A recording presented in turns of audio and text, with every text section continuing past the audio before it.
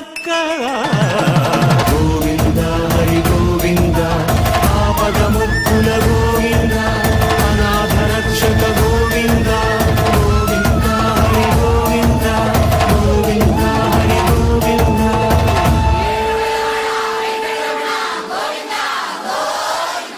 శ్రీ వెంకటాచలాధీశం శ్రియాధ్యాసితవక్షసం శ్రితచేతన మందారం శ్రీనివాసమహం భజే. మన పవిత్ర భారతావనంలో ఎన్నో పుణ్యక్షేత్రాలు ఉన్నాయి. కొన్ని తీర్థమాహాత్మ్యాన్ని, కొన్ని క్షేత్రమాహాత్మ్యాన్ని, కొన్ని దైవమాహాత్మ్యాన్ని చెప్పేటువంటివి. కానీ త్రివిధాత్మకమైనటువంటి మహిమలు కలిగినటువంటిది ఏకైక పుణ్యక్షేత్రం ధరాలోక వైకుంఠం తిరుమల. అందుకే పురాణాలన్నీ ముక్తకంఠంతో వెంకటాద్రి సమం స్థానం బ్రహ్మాండే నాస్తికించన వెంకటేశ సమోదేవో నభూతో నభవిష్యతి అని ప్రకటిస్తూ ఉన్నాయి. గోవింద హరి గోవింద ఆపదముక్కుల గోవింద. స్థలందేహి అవనీకాంత స్థలందేహి అవనీకాంత యావత్ కలియుగం భవేత్ ఇది తేన సవిజ్ఞప్త వరాహవదనో హరి.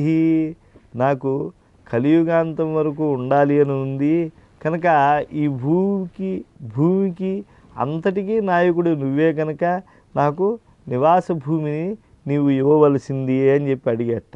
ఉవాచ వచనం దేహ స్థలం మౌల్యేన గృహ్యతాం ఇది వాక్యం తత శ్రుత్వా ప్రోవాచ మధురం వచ. స్థలం ఇస్తానయ్యా కానీ మౌల్యేన గృహ్యతాం, ఏదో నాకు మూల్యాన్ని ఇంత అని చెప్పి చెల్లించి నీవు భూమిని తీసుకోవాల్సింది అని చెప్తే అప్పుడు ఈ శ్రీనివాసుడు వరాహవదనుడైనటువంటి హరితో చాలా మధురంగా చెప్తూ ఉన్నట్ట.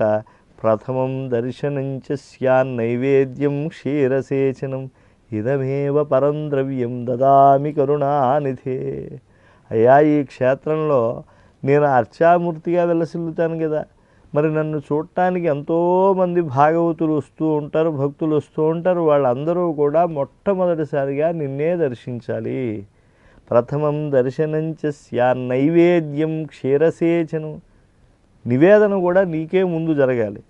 ఆశ్చర్యం ఏమిటంటే ఈ నియమం ఇప్పుడు వెంకటాచలంలో కొనసాగుతూ ఉన్నది. వరాహస్వామి దేవాలయానికి ప్రత్యేకంగా ప్రాంగణం లేదు, పోటు అంటే వంటశాల లేదు. శ్రీనివాసస్వామి ఆలయంలో ఉండేటువంటి పోటులోంచే చక్కగా ప్రసాదములన్నీ కూడా మంగళవాద్య పురస్సరంగా ఛత్రచామర పురస్సరంగా వరాహస్వామి దేవాలయానికి వెళ్ళి అక్కడ స్వామివారికి నివేదింపబడతాయి. ముందుగా ఆయనకి క్షీరాభిషేకం జరుగుతుంది. ఆయనకి క్షీరాభిషేకం అయిన తరువాతే వెంకటాచలపతికి జరుగుతుంది. అది స్పష్టంగా ఈరోజు తిరుమల సమయాచారం ఏదైతే ఉన్నదో అది పురాణంలో శ్రీనివాసుడైనటువంటి ఆ స్వామి వైకుంఠ విరక్తుడు వరాహవదనుడైనటువంటి హరితో చేసుకున్నటువంటి ఒడంబడిక. ప్రథమం దర్శనంచ స్యాన్ నైవేద్యం క్షీరసేచనం ఇదమేవ పరం ద్రవ్యం దదామి కరుణానిధే. కనుక దాస్యామి యత్తే భూకాంత తత్ అంగీకురు మాధవ. అయ్యా నేను ఏదైతే ఇస్తూ ఉన్నానో ప్రథమ దర్శనము ఆ క్షీరసేచనము అనేటువంటిది దాన్ని నీవు అంగీకరించవలసింది. వరం ద్రవ్యమిదం తాత కృపాంకురు కృపానిధే. ఈ శ్రేష్టమైనటువంటి ఏదైతే నేను ఇస్తూ ఉన్నానో దాన్ని నువ్వు కృపతో స్వీకరించవలసింది అని అభ్యర్థిస్తే ఇత్యుక్తో హరిణా పుత్రి హరయే స్థానకాంక్షిణి.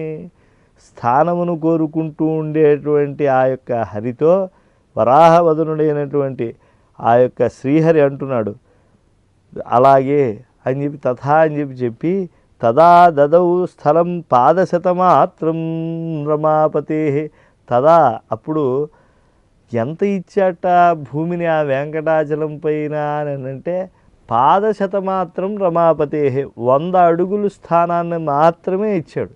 కనుక మనకేదో కవిత్వం వచ్చు కదా అని దశ దిశాంత కట్టడంబు వెంకటేశుని పట్టడంబు ఇత్యాది పద్యాలు చెప్పేసేయకూడదు. వరాహాచల పట్టడం అనే చెప్పాలి. అందులో 100 అడుగులు మాత్రమే వెంకటేశ్వర స్వామిది అని మనం గ్రహించాలి.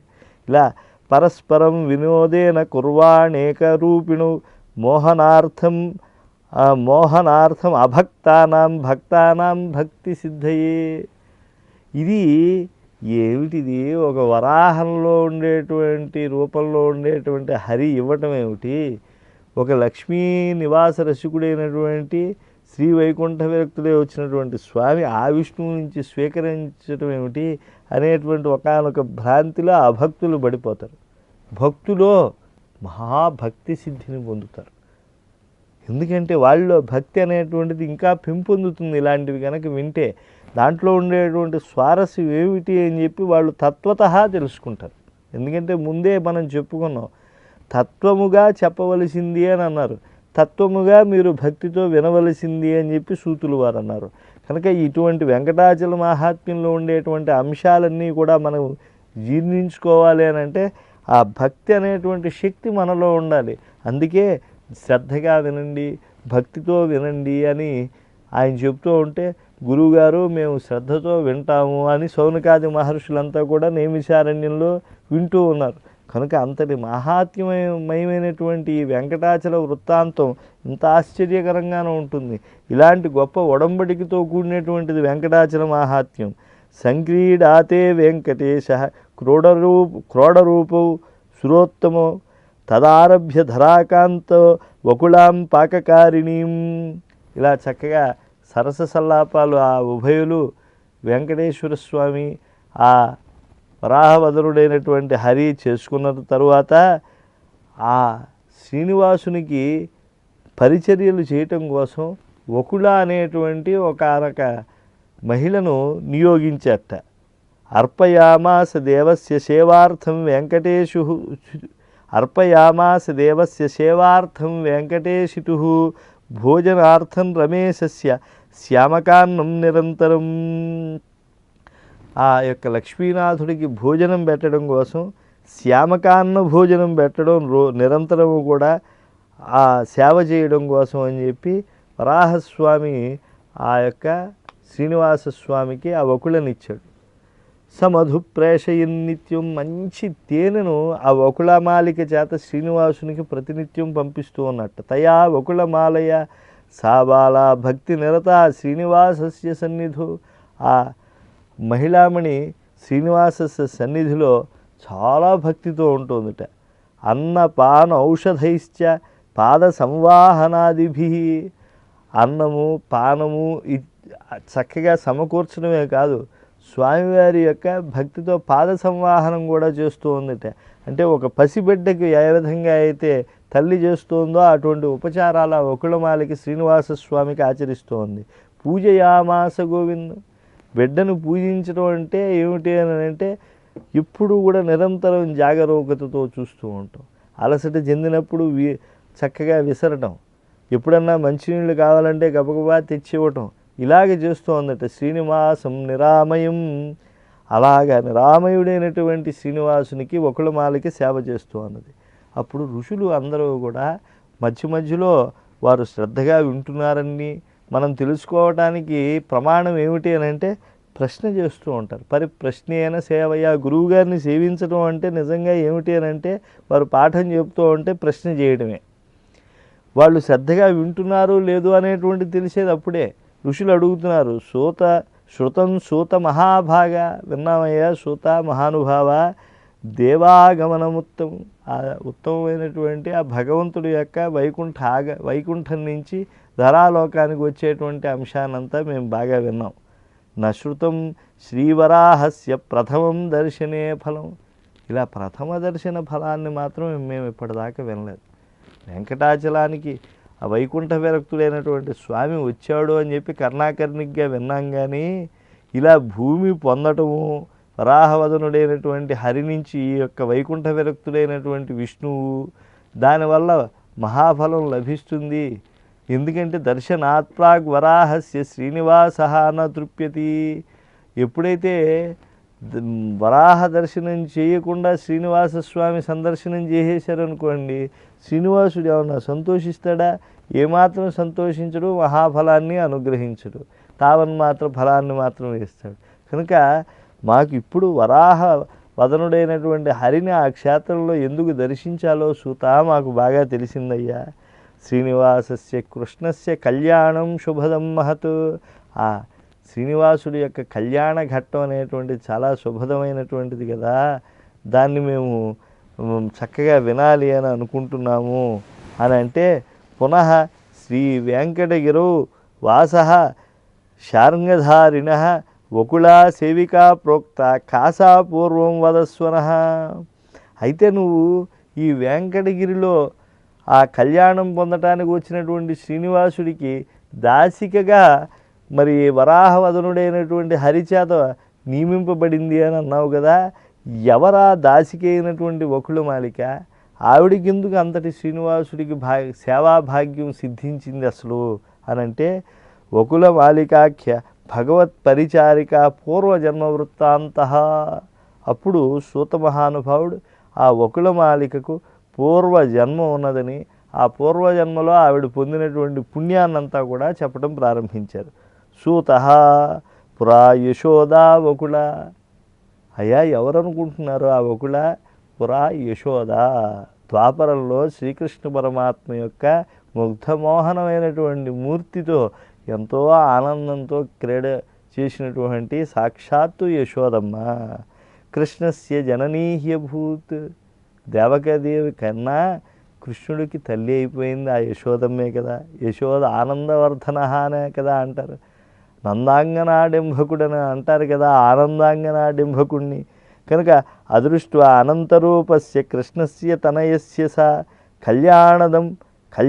కళ్యాణం సుఖదం స్వస్య కళ్యాణం సుఖదం స్వస్య తదయాచితం తం హరిం.